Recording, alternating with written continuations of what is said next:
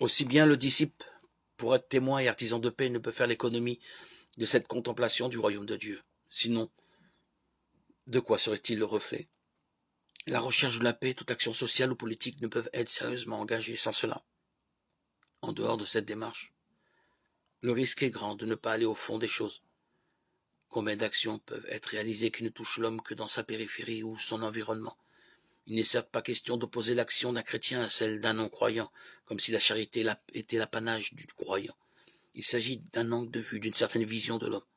Seul celui qui sait un peu ce qu'il y a dans le cœur de Dieu par la foi, ou qui en a l'intuition hors de la foi, peut aller jusqu'au cœur de l'homme, jusqu'à la racine de ses sentiments. Seul, il œuvre en profondeur.